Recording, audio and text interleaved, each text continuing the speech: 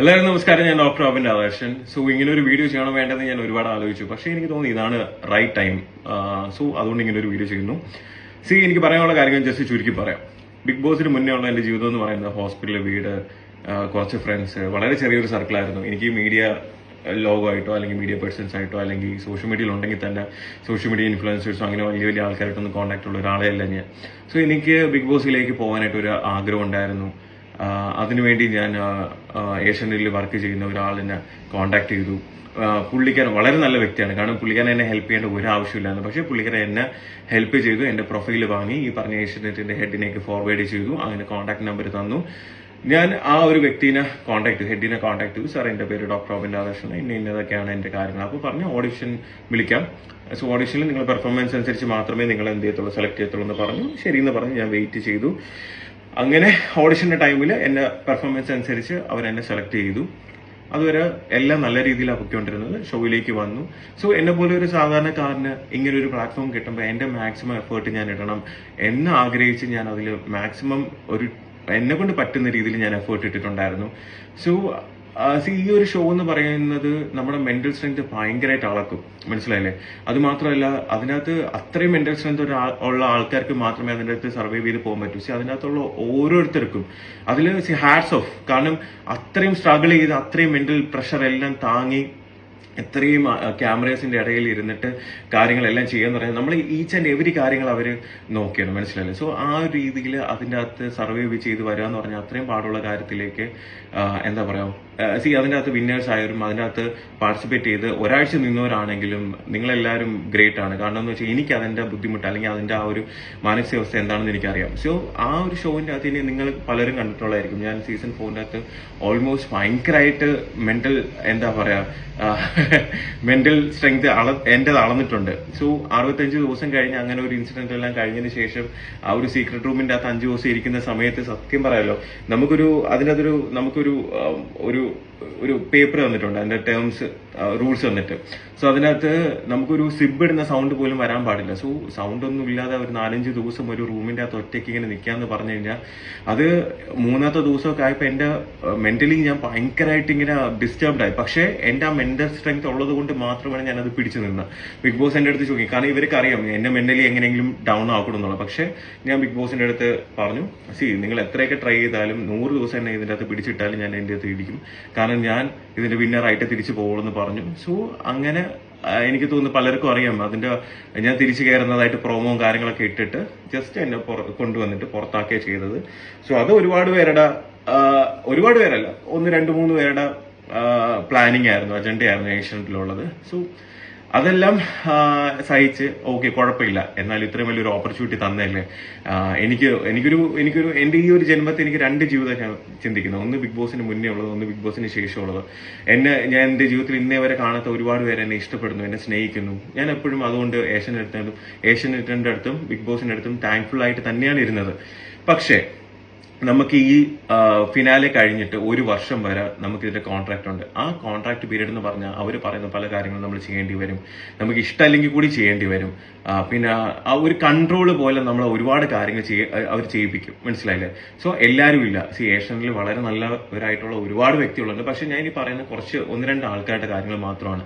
So ഇങ്ങനെയുള്ള ആൾക്കാർ സത്യം പറഞ്ഞാൽ എനിക്ക് ഇഷ്ടമല്ലെങ്കിൽ കൂടി പല കാര്യങ്ങളും ചെയ്യേണ്ടി വരുന്നുണ്ട്. അപ്പൊ അതൊക്കെ വന്നപ്പം ഞാൻ ചില കാര്യങ്ങൾ പറ്റത്തില്ല എന്ന് തന്നെ മുഖത്ത് നോക്കി പറഞ്ഞു. എനിക്ക് പറ്റത്തില്ല സാർ, ഇല്ല സാർ, സോറി സാർ എന്ന് പറയുമ്പോൾ അവർക്ക് ആ സമയം തൊട്ടേ ഓക്കെ, നമ്മൾ വളർത്തുന്ന ഒരാളിനെ നമ്മൾ പറയുന്ന കണക്ക് ചെയ്യാൻ പറ്റുന്നില്ലെങ്കിൽ നീ അങ്ങനെ വളരണ്ട എന്നുള്ളൊരു ആറ്റിറ്റ്യൂഡായി. സോ അതിനുശേഷം തൊട്ട് ഞാൻ എന്ത് ചെയ്താലും നിനക്ക് എഗൻസ്റ്റ് വക്കീൽ നോട്ടീസ് വീട്ടിൽ വിടും. പിന്നെ എന്ത് കാര്യം ഞാൻ ചെയ്യാൻ പോയാലും അതിന് എഗൻസ്റ്റ് ആയിട്ട് ചെയ്യുക. എനിക്ക് വന്ന ഫിലിം ഓഫേഴ്സ് ആണെങ്കിലും എല്ലാം പല രീതിയിൽ അവർ മുടക്കിയിട്ടുണ്ട്. ഇനി ഞാൻ എന്ത് ചെയ്താലും, ഞാൻ എന്തൊക്കെ ഈവൻ ഒരു ഇനോഗ്രേഷൻസ് പോലും പലതും പല ആൾക്കാരെ കൊണ്ട് വിളിപ്പിച്ചിട്ട് അവിടെ പ്രശ്നം ഉണ്ടാക്കുമെന്ന് പറഞ്ഞിട്ടുണ്ട്.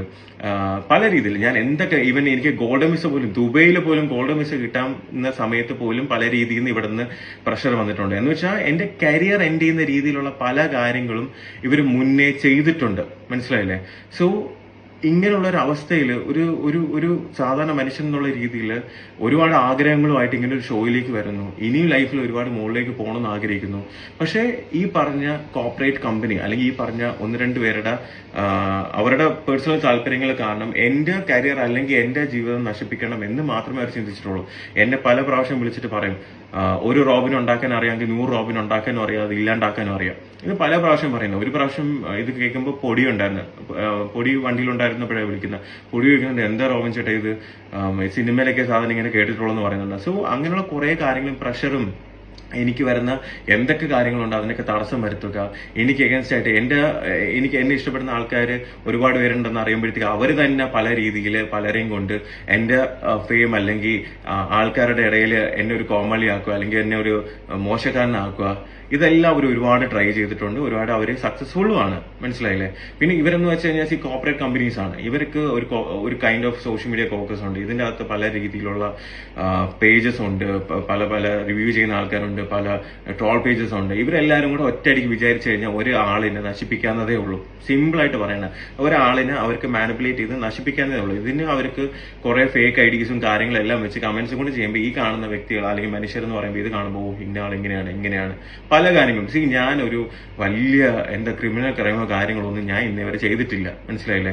ഞാൻ ജസ്റ്റ് എന്റെ ആഗ്രഹങ്ങൾ ഇനിയും ഉയരങ്ങളിലേക്ക് പോകണം എന്ന് ആഗ്രഹിച്ച് ഓരോ കാര്യങ്ങൾ ചെയ്യാൻ ശ്രമിക്കുമ്പോൾ ഇങ്ങനെയുള്ള ആൾക്കാരുടെ എന്താ പറയാ ഭയങ്കര വലിയ ഗ്രഡ്ജ് കാരണം എന്റെ കരിയറും എന്റെ കാര്യങ്ങളും നശിപ്പിക്കാൻ തന്നെയാണ് ഇവർ ശ്രമിച്ചുകൊണ്ടിരിക്കുന്നത്. പിന്നെ പലരും ചോദിച്ചിട്ടുണ്ട് എന്തുകൊണ്ട് ബിഗ് ബോസ് സീസൺ 5 പോയത്, അത് പോവേണ്ടായിരുന്നല്ലോ എന്ന് ചോദിച്ചിട്ടുണ്ട്. അപ്പം ഈ ജൂലൈ 4, 2022 കഴിഞ്ഞിട്ട് ഒരു വർഷത്തേക്ക് ഇതിന്റെ കോൺട്രാക്ട് ഉണ്ട്. ഇവരെന്നെ ആദ്യം കോൺടാക്ട് ചെയ്ത സമയത്ത് എനിക്ക് പറ്റത്തില്ല എന്നാണ് പറഞ്ഞത്. എനിക്ക് നടുവേനയാണ്, ഓരോരോ സില്ലി റീസൺസ് പറഞ്ഞ് ഇത് അവോയ്ഡ് ചെയ്തതാ. അപ്പോഴാണ് ഈ കോൺട്രാക്ട് ഉള്ളത് കൊണ്ട് അവർ പറയുന്നത് ഞാൻ ചെയ്തേ പറ്റും. 2-3 പ്രാവശ്യം എന്റെ അടുത്ത് കൺവിൻസ് ചെയ്യാൻ നോക്കി, പറ്റാത്തതുകൊണ്ട് റോമിന് കോൺട്രാക്ട് ഉണ്ട്, ഇതും കൂടെ വന്ന് പോയേ പറ്റുള്ളൂ എന്ന് പറഞ്ഞു.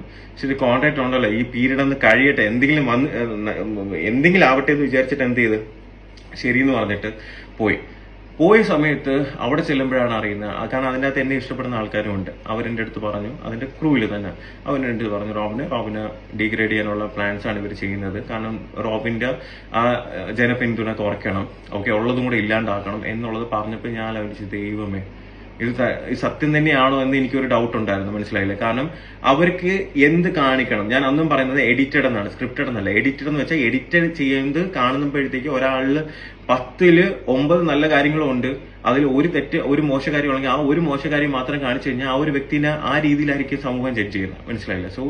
അത് അവരുടെ റേറ്റിങ്ങിനും അതിനനുസരിച്ചൊക്കെ അവർ മാറ്റിക്കൊണ്ടേയിരിക്കും. അവിടെ ചെന്നപ്പോഴത്തേക്ക് എനിക്ക് മനസ്സിലായി ഇത്രയും നാൾ ഞാൻ അനുഭവിച്ചിരുന്ന എന്റെ ഫ്രസ്ട്രേഷൻ, എന്റെ കാര്യങ്ങൾ പല രീതിയിൽ. ഇപ്പൊ അഖിൽമാരാറിന് പറഞ്ഞല്ലോ, അഖിൽമാരാറിനെ പുറത്താക്കാൻ വേണ്ടിയായിരുന്നു പ്ലാൻ ചെയ്യുന്ന, പല രീതിയിൽ അവർ ട്രൈ ചെയ്യുന്നു. അതിലൊരു രീതിയിൽ എന്റെ അടുത്തും പറഞ്ഞു. കാരണം ഞാനും അഖിൽമാരാറിന് തമ്മിൽ പ്രശ്നമുണ്ടെന്ന് വിചാരിച്ചിട്ട് അകത്ത് പോയി ഇയാൾ എങ്ങനെയെങ്കിലും ഔട്ടാക്കണമെന്നുള്ള രീതിയിൽ തന്നെയാണ് എന്റെ അടുത്ത് പറഞ്ഞത്. പക്ഷേ ഞാൻ അവിടെ പോയി അങ്ങനെയൊന്നും ചെയ്തില്ല. ഞാൻ വളരെ നല്ല രീതിയിലാണ് ആദ്യം സംസാരിച്ചത്. പിന്നെ അത് കഴിഞ്ഞതിന് ശേഷം ഒരു സിറ്റുവേഷൻ എനിക്ക് എന്റെ സീസണിൽ നടന്ന പോലത്തെ ഒരു സിറ്റുവേഷൻ വന്നപ്പോൾ ഞാൻ അവരുടെ അടുത്തല്ല, ഞാൻ ബിഗ് ബോസിനെയാണ് ചോദ്യം ചെയ്തത്. ബിഗ് ബോസിനെ ഏഷ്യനെറ്റിന്റെ അടുത്ത് ഞാൻ ചോദ്യം ചെയ്തു, ഇതേപോലെ എന്താണ് നിങ്ങൾക്ക് 2 സ്റ്റാൻഡ്, എന്തുകൊണ്ടാണ് എന്റെ അടുത്ത് ഇങ്ങനെ കാണിക്കുന്നത്, അവരുടെ അടുത്ത് ഇങ്ങനെ അവർക്ക് ഇതൊരു പ്രശ്നമില്ലെന്നുള്ള രീതിയിൽ ഞാൻ ചോദ്യം ചെയ്തു. ഇവിടെ അവർ കാണിക്കുന്ന ഓരോ അനീതിയും ഞാൻ അവിടെ വെച്ച്, എന്ന് വെച്ചാൽ ഈ പറഞ്ഞ കണക്ക് കോൺട്രാക്ട് കഴിഞ്ഞിട്ട് ഏതെങ്കിലും ഒരു സ്ഥലത്ത് ഇരുന്നിട്ട് ഒരു വീഡിയോ ചെയ്യല്ല ഞാൻ ചെയ്ത. ഞാൻ അവരുടെ സ്ഥലത്ത് കോൺട്രാക്റ്റിൽ ഇരിക്കുമ്പോൾ മുംബൈ ചെന്ന് ബിഗ് ബോസിന്റെ അകത്ത് കയറി ബിഗ് ബോസിലുള്ളവരെയും ഏഷ്യനെറ്റിനെയും ഞാൻ ചോദ്യം ചെയ്തു. ആ ചോദ്യം ചെയ്തപ്പോൾ അവർക്കത് നന്നായി കൊണ്ടു. മനസ്സിലായില്ലേ? അപ്പൊ എന്നെ പുറത്ത് അങ്ങനെ ആക്കാതെ വേറെ വഴിയില്ല. അവരെന്നെ കൺഫെഷൻ റൂമിൽ കൊണ്ടുവരുമ്പോഴും എന്റെ അടുത്ത് ബിഗ് ബോസ് ചോദിച്ചത്, റോബിൻ വന്നപ്പോഴത്തേക്ക് ഒരുപാട് പേർക്ക്, റോബിൻ ഇഷ്ടപ്പെടുന്ന ഒരുപാട് പേർക്ക് സന്തോഷമായി, ഒരുപാട് പേര് ഹാപ്പി ആയിരുന്നു, ഇത് കാണുമ്പോൾ വിഷമം വരത്തില്ലേ എന്ന് ചോദിച്ചപ്പോൾ സോറി ബിഗ് ബോസ് എന്ന് പറഞ്ഞത്, അവർ പറഞ്ഞ കാര്യങ്ങളെല്ലാം കട്ട് ചെയ്തിട്ട് സോറി ബിഗ് ബോസ് പറയുന്നത് മാത്രം എടുത്തിട്ടു.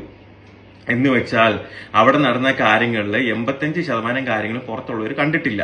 ആ പുറത്തുള്ളവർ കണ്ടു കഴിഞ്ഞാൽ എന്റെ ഭാഗത്ത് ന്യായമുണ്ട് അല്ലെങ്കിൽ ഞാൻ പറഞ്ഞതിൽ കാര്യമുണ്ടെന്ന് അന്നേ മനസ്സിലാക്കും. ഞാൻ അന്ന് ബിഗ് ബോസിന്റെ അടുത്ത് മുംബൈയിലുള്ള സെറ്റിന്റെ അകത്ത് വെച്ച് ഞാൻ പറഞ്ഞതാണ്, ഇതെല്ലാം ഞാൻ പുറത്തു പോയി മീഡിയയുടെ അടുത്ത് പറഞ്ഞിരിക്കും, നിങ്ങൾക്ക് എന്നെ അറിയത്തില്ല എന്ന് പറഞ്ഞിട്ടാണ് ഞാൻ ചങ്കുറ്റത്തോടെ ഞാൻ അവിടുന്ന് പുറത്തിറങ്ങിയിട്ട് മീഡിയ വന്ന സമയത്ത് ഞാൻ മീഡിയയുടെ അടുത്ത് പറഞ്ഞു.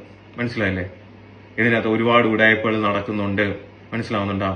ആൾക്കാരുടെ ഇമോഷൻസ് വെച്ചിട്ടാണ് ഇത് കളിക്കുന്നത്. സത്യം തന്നെയാണ്. ഞാനത് എന്റെ കരിയർ അല്ലെങ്കിൽ ഇങ്ങനെ ഒരു കോർപ്പറേറ്റ് കമ്പനിക്ക് അഗൻസ്റ്റ് പറയുമ്പോഴത്തേക്ക് എന്റെ കരിയറോ കാര്യങ്ങളൊന്നും ഞാൻ നോക്കിയില്ല.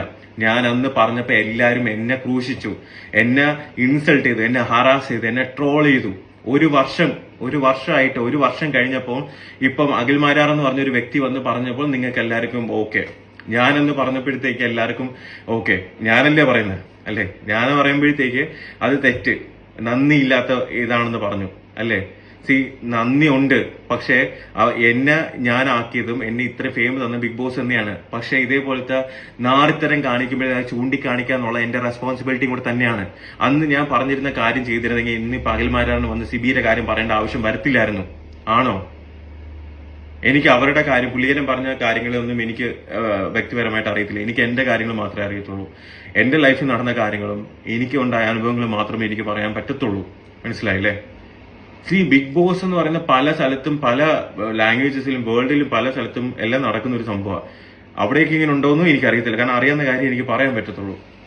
പക്ഷേ ഇന്നലെ ഈ ഒരു സംഭവം അഖിൽമാരെ റിട്ടേണിന് ശേഷം ഒരുപാട് പേര് പറയുന്നുണ്ടായിരുന്നു ഇതേപോലെ എന്താ പറയാ, ഞാൻ പറഞ്ഞ ശരിയായിരുന്നു, ഞാൻ ശരിയായിരുന്നു എന്ന് പറഞ്ഞു ഒരുപാട് പേര് മെൻഷൻസ് ഇടുന്ന സപ്പോർട്ട് ചെയ്യുന്ന കണ്ടപ്പോൾ സത്യം പറഞ്ഞാൽ സന്തോഷം തോന്നി. പക്ഷെ നിങ്ങളൊന്ന് ആലോചിച്ച് നോക്കിയേ, എന്തിന്റെ പേരിലാണ് ഞാൻ ഇത്രയും ക്രൂശിക്കപ്പെട്ടത്?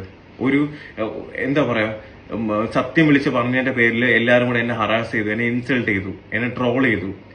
എന്നെ ട്രോൾ ചെയ്ത പല ആൾക്കാരും ഇന്നലെ എനിക്ക് പേഴ്സണൽ മെസ്സേജ് ചെയ്തു, ചേട്ടാ ഞങ്ങൾ അറിയാതെ പറ്റിപ്പോയതാണ്, സോറി, വേറെ ഒന്നും വിചാരിക്കില്ല, ഞാൻ ഒരുപാട് വീഡിയോസ് നിങ്ങൾക്ക് എതിരെ ചെയ്തിട്ടുണ്ട്, പക്ഷെ ഇങ്ങനെയുള്ള കാര്യം ഞങ്ങളൊക്കെ അന്ന് അറിയത്തില്ലായിരുന്നു എന്ന് പറഞ്ഞു അല്ലേ?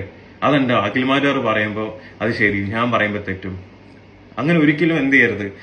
ഒരാള് സത്യം പറയുമ്പോൾ അവിടെ എപ്പോഴും സത്യം പറയുന്ന ആളോ അല്ലെങ്കിൽ തുറന്നു പറയുന്ന ആൾക്കാർക്ക് എപ്പോഴും എന്തെങ്കിലുമൊക്കെ കാര്യങ്ങൾ അനുഭവിക്കേണ്ടി വരും. അതിന്റെ ഒരു ഏരിയ മാത്രമാണ് ഞാൻ അല്ലേ? ഇങ്ങനെ ഒരു ഷോയിൽ വന്നപ്പോൾ എനിക്ക് നഷ്ടം. ഇപ്പോഴും എന്റെ സ്ട്രെങ്ത് എന്ന് പറയുന്നത് എന്നെ ഇഷ്ടപ്പെടുന്ന ഒരുപാട് പേരുണ്ട്. മനസ്സിലായില്ലേ? എനിക്കറിയാം, ഞാനത് എക്സ്പീരിയൻസ് ചെയ്യുന്ന ഒരാളാണ്. എന്റെ അടുത്ത് പറയുന്ന എന്റെ അടുത്ത് ഓരോരുത്തരുടെ വാക്കുകൾ എനിക്ക് എന്തുമാത്രം മോട്ടിവേഷൻ എന്നറിയാം. ഒരു ഇത്രയും ഡീഗ്രേഡ് ചെയ്യുന്ന വെച്ചാൽ ഇപ്പൊ നമ്മൾ എന്തെങ്കിലും ചെയ്തിട്ടാണെങ്കിൽ പർപ്പസ്ലി അങ്ങ് ഇല്ലാണ്ടാക്കുക, ഒരാളിനെ ഇല്ലാണ്ടാക്കുക, മാക്സിമം ഇല്ലാണ്ടാക്കുക. അതിന് പലരെയും കൊണ്ടുവന്ന് ഇന്റർവ്യൂ ചെയ്യിപ്പിക്കുക. ഇപ്പൊ ആ ഇന്റർവ്യൂ ചെയ്ത പലർക്കും ഇപ്പൊ ഒന്നും പറയാനില്ല, കാരണം അവർക്ക് വേണ്ടപ്പെട്ടവർക്ക് ഓരോന്ന് കിട്ടുമ്പോഴത്തേക്ക് ഇപ്പൊ അവർക്കൊന്നും പറയാനില്ല. മനസ്സിലായില്ലേ? ഇനി ഈ പറഞ്ഞ ആൾക്കാർ തന്നെ മാറ്റി പറയോ ഇല്ലെന്നൊന്നും എനിക്കറിയില്ല. പക്ഷെ എന്റെ നിലപാട് എന്നും ഒന്ന് തന്നെ ആയിരിക്കും. അതില് ആ നിലപാട് മാറണമെന്നുണ്ടെങ്കിൽ ഞാൻ മരിക്കണം. എന്റെ നിലപാടിൽ ഞാൻ എന്നും അടിയുറച്ച് തന്നെ നിൽക്കും. മനസ്സിലായില്ലേ? ഞാൻ വലിയ പെർഫെക്റ്റ് ആയിട്ടുള്ള ഒരു മനുഷ്യനൊന്നും അല്ല. ഒരുപാട് പോസിറ്റീവ് ഒരുപാട് നെഗറ്റീവ് ഉള്ള ഒരു സാധാരണക്കാരനാണ്. പക്ഷെ അനീതിയും തെറ്റും കണ്ട് ചൂണ്ടിക്കാണിക്കാനുള്ള മനസ്സുണ്ട്. ഇത്രയും നാൾ ഇതൊന്നും ഞാൻ വിളിച്ച് പറയാതിരുന്ന എന്തുകൊണ്ടാന്ന് വെച്ച് കഴിഞ്ഞാൽ, ഞാൻ എന്ത് പറഞ്ഞാലും എന്ത് പറഞ്ഞാലും നിങ്ങൾക്ക് എന്നെ ഡീഗ്രേഡ് ചെയ്യുക, എന്ത് പറഞ്ഞാലും എന്നെ ഹറാസ് ചെയ്യുക, എന്ത് പറഞ്ഞാലും എന്നെ ഇൻസൾട്ട് ചെയ്യുക, ട്രോൾ ചെയ്യുക. നിങ്ങളൊന്ന് ആലോചിച്ച് നോക്കട്ടെ, നിങ്ങളെ വീട്ടിലുള്ള ഒരു മനുഷ്യൻ, ഒരു നിങ്ങളൊക്കെ ഒരു സഹോദരനോ അല്ലെങ്കിൽ നിങ്ങളെ വീട്ടിലുള്ള ഒരു അംഗോട് ഞാനെങ്കിൽ, എനിക്കാണെങ്കിൽ ഒരു അവസ്ഥ വരുന്നെങ്കിൽ നിങ്ങൾ എന്റെ അടുത്ത് ഇങ്ങനെ പറയുമോ? നിങ്ങൾ അതിനുവേണ്ടി എന്റെ കൂടെ നിന്ന് സപ്പോർട്ട് ചെയ്യത്തില്ലേ? അന്ന് ഞാൻ പറഞ്ഞപ്പോ എല്ലാവരും എന്നെ പുച്ഛിച്ച് എന്നെ ഇല്ലാണ്ടാക്കി. ഇപ്പൊ അഖിൽമാരാർ പറയുന്നു, അഖിൽമാരാർ മറ്റുള്ളവർക്ക് വേണ്ടി സംസാരിക്കുന്നത്. എനിക്ക് വേണ്ടി സംസാരിക്കാൻ ഞാനേ ഉള്ളൂ. എനിക്ക് മറ്റുള്ളവരുടെ കാര്യം അറിയത്തില്ല, എന്റെ അടുത്ത് ആരും പറഞ്ഞിട്ടില്ല. എനിക്ക് എന്റെ കാര്യങ്ങളല്ലേ എനിക്ക് അറിയത്തുള്ളൂ. ഒരുപാട് സഫർ ചെയ്തിട്ടുണ്ട്. മനസ്സിലായില്ലേ? പിന്നെന്താ, എന്നാണെങ്കിലും സത്യങ്ങളൊക്കെ പുറത്തു വരും. മനസ്സിലായില്ലേ? എത്ര പേരെ എനിക്ക് അഗൻസ്റ്റ് എന്തെല്ലാം വന്ന് വീഡിയോസ്, ഇന്റർവ്യൂസ് നെഗറ്റീവ് ആക്കാൻ വേണ്ടി എന്തെല്ലാം ചെയ്ത്, എന്തെല്ലാം കാര്യങ്ങൾ മാനിപ്പുലേറ്റ് ചെയ്ത്. ഒരു മനുഷ്യന്റെ ഫ്രസ്ട്രേഷൻ വന്ന് അയാളെ പ്രൊവോക്ക് ചെയ്ത് അയാളെ വായിന്ന് എന്തെങ്കിലും വന്ന് അത് മാനിപ്പുലേറ്റ് ചെയ്ത് ഒരുപാട് ചാനൽസും കുറച്ച് എന്താ പറയാ കമന്റ് ചെയ്യാനുള്ള ഫേക്ക് ഐഡിയസും ഉണ്ടെങ്കിൽ ഏതൊരു മനുഷ്യനെ നശിപ്പിക്കാം. മനസ്സിലായില്ലേ? അതിനുള്ള ഒരു ലോ സിസ്റ്റം ഇവിടെ ഇല്ല പണ്ടാറടങ്ങാൻ ഇന്ത്യയിൽ. അത് എപ്പോഴെങ്കിലും ഈ ഒരു സോഷ്യൽ മീഡിയയിൽ ഇങ്ങനെയുള്ള കാര്യങ്ങൾ കൺട്രോൾ ചെയ്യാനുള്ള ഒരു സാധനം കൊണ്ടുവരണം. മനസ്സിലായില്ലേ? ഇതല്ല ഞാൻ പറയുന്നത്. ഇത്രയും നാളെ ഞാൻ അനുഭവിച്ചിട്ട് നിങ്ങളൊന്ന് ആലോചിച്ച് നോക്കി. ഇപ്പൊ ഇന്നലെ എല്ലാം പറയും എനിക്ക് നീതി കിട്ടി, ഓക്കെ, ഞാൻ പറഞ്ഞ സത്യമാണെന്ന് പലരും തെളിഞ്ഞു. നിങ്ങൾ എന്റെ അവസ്ഥ ഒന്ന് ആലോചിച്ച് നോക്കിയേ. ഇത്രയും നാളെ ഞാൻ അനുഭവിച്ചത് അല്ലേ?